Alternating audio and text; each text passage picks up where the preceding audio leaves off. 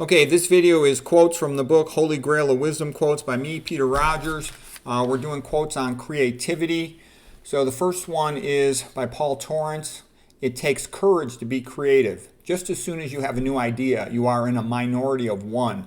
Yeah, most people, that's been shown by the Solomon Asch studies, they're not comfortable taking on an intellectual challenge against an entire group. So that's why you have to know the material really well, and then when you see something new, you have to stand up for what you recognize as being new and useful. And so you have to always go against the opinion of the group. That's when anything is new is against the opinion of the group. So it takes a mental toughness and confidence and motivation to do that. Most people don't have that. Okay, Camus. The society based on productivity is only productive. It is not creative. And that's the way the entire medical system is. It always is going to talk. If you go to any medical meeting in any Western hospital, they're always going to say, our productivity compared to the hospital across the street or across the town is doing this, but we should be doing more. We need to be more productive. What that really means is generate more billing codes. We want more money, okay? All right, Steve Jobs. The only way to be truly satisfied is to do what you believe is great work. Creativity is just connecting things. Okay, Erica Jong. She wrote, everyone has talent. What is rare is the courage to follow the talent to the dark place where it leads.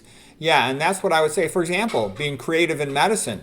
It doesn't get you accolades. You don't make any money being creative in medicine. What you do is you piss people off because people are making money off the system just as it is. A creative person comes along and they improve it. They change it. Well, the people who are making money off it, they don't want to change. They're like, we're making money. Shut up. Why are you changing things? We don't want to have to learn new stuff. We don't want to do something in a different way which might not make as much money for us.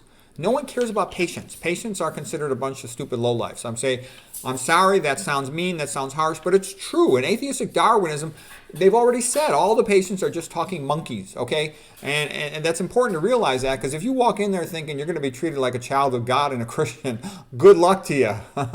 They're going to sell you some drugs, okay? That's what they do. All right, next one, Einstein quote. Atheistic Darwinism automatically says all people are talking monkeys, and then the most powerful people just kind of have the attitude like they did in Animal Farm. Some talking monkeys are more equal than other talking monkeys. Okay, if you don't understand the reference to that book. Okay, Einstein. The monotony and solitude of a quiet life stimulates the creative mind. Yeah, if you really want to be smart and you really want to go far in your own field, one of the things you should do is spend a lot of time alone reading, because then you can sort of think freely. And then you also want to have colleagues that you can talk to that are good to discuss the topic. But you need that time alone. Like when Isaac Newton, 1665, the miracle year, he went to his cottage in Woolsthorpe so he could just think. And he did all his masterful experiments on gravity, the fundamental laws of motion, optics, inventing calculus, all in 1 year. Okay, Ogilvy, he's the guy who wrote a book about advertising. Taking walks helps to increase creativity. The best ideas often come as jokes. A lot of people have noticed that good ideas come when they're walking. Nietzsche had noticed that. Beethoven had noticed that. Can you turn the heat off? For creativity, this is John Cleese at Monty Python. He's a very funny guy. He says, for creativity, you need time alone, not interrupted.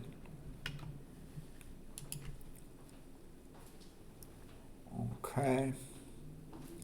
Quote from Linus Pauling, the great genius biochemist. He said, the best way to have good ideas is to have lots of ideas.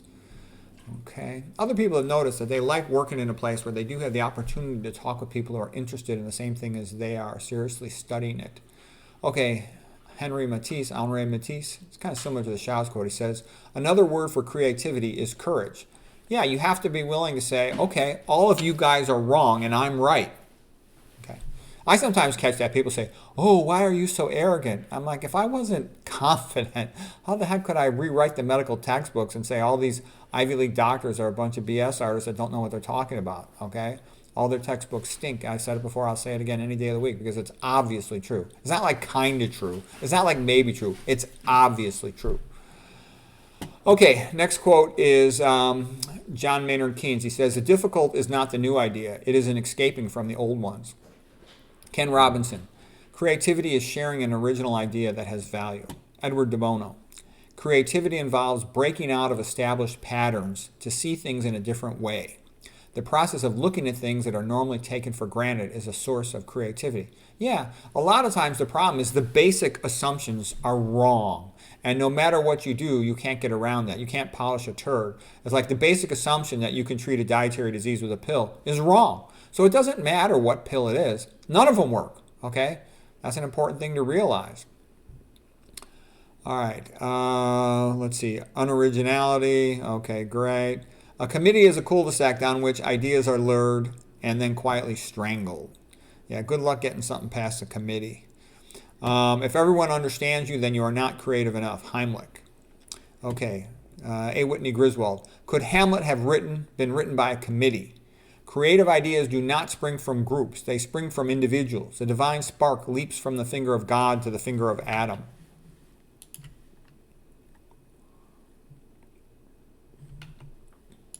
Okay, Ray Bradbury. Digression is the soul of wit. Take digression from Hamlet, and what have you got? Anthony Storr, the psychiatrist. He says, originality implies being bold enough to go beyond accepted norms. Yeah, you have to know the regular material really well to be confident enough that whatever you say new is better than the old material. Most people aren't confident enough of knowing the current material well enough that they would never challenge it. Because they're like, why bother with all that effort? I can tell you. You know, like I said, my lady I knew when I had a discussion with her when I was a young doctor, she's like, why do you put so much effort into your presentations? You're such a typical man, always trying to be a big shot. Medicine's no big deal. It's just like selling hot dogs. If you want to make more money, you just have to sell more hot dogs. And I'm like, well, if you think that medicine is just selling hot dogs, then you don't have much motivation to try to understand it to the fullest. On the other hand, if you think it's a wonderful, special thing and it's your life's destiny and mission, then you want to understand it as much as possible. So that intellectual philosophy and sense of purpose determines where you put your time, where you put your efforts. You know, what you believe in is what guides your efforts. So you have to believe it's important and worthwhile to push yourself to learn more about something than anyone else that's ever lived has done. That takes a lot of effort.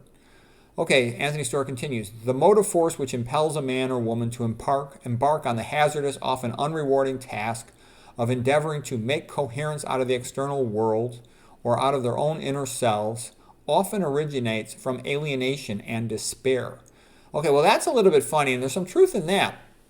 If you look at the lives of geniuses, a lot of times they had a prolonged amount of time where they were very lonely, and they just found a way out of it by just constantly reading, studying, and thinking. And that time alone for prolonged, detailed study often propelled them to being able to understand things at a deeper level than other people could. Okay, so yeah, like my story, when I was in my 30s, I was sad because I was fat and I couldn't lose the weight on my own. I ended up getting help from Dr. McDougall, but I did a lot of studying, and I was sad because my mother was sick with cancer and my father was sick with heart disease, and I sort of was disillusioned in myself. I'm supposed to be this great doctor. How come I don't know what to do to help them? And it's because it wasn't in any of the medical books. I had to learn all this nutrition and stuff. But once I started learning it, I couldn't stop because it was so interesting. I'm like, gosh, all these diseases we thought were hopeless, they're curable with this low-fat vegan diet. Who would have guessed that? Okay, last quote for today. Knowing a lot is a springboard to creativity. Yeah, you want to know a field really well, because once you know a field really well, then you can make the jump to improving it. Okay, and that's why I'd also say, well, a lot of times the people who other people will say are the smartest doctors, the best doctors, I know for real, because I know these guys, that they really can't go anywhere. For example, I know the two guys who my internal medicine friends say are the smartest internists, okay, that they've got encyclopedic memories to know their textbook backwards and forwards, but all they know is the medical textbook. They don't know nutrition, epidemiology, toxicology, and all the things that start with S. Therefore, they don't know much about disease. That's why, like I said, any one of you guys watching this video right now, you just watch my videos for like 2 weeks, and you'll know more about the common diseases than those guys who are the smartest doctors, the smartest internal medicine doctors, because they haven't read outside of their own books, and the answers are not in their own books. So it doesn't matter how well they've memorized those books. The answers aren't there. You know, it's like they call it a lamp-like fallacy. You know, the drunk guy, he lost his keys, and so he's looking for his keys under the lamppost. And then somebody walking by says, "Oh, did you drop your keys there?" And he says, "No, I dropped them across the street." They said, "Well, why are you looking under the lamppost?" He goes, "Well, that's where there's more light here." Well, the point is, you're never going to find the answer. I made a video along those lines earlier today that You're never going to find the answer if you're looking in the wrong place, if you ask the wrong question. So anyways, I hope that was helpful. That's it for today. We'll do the other parts soon.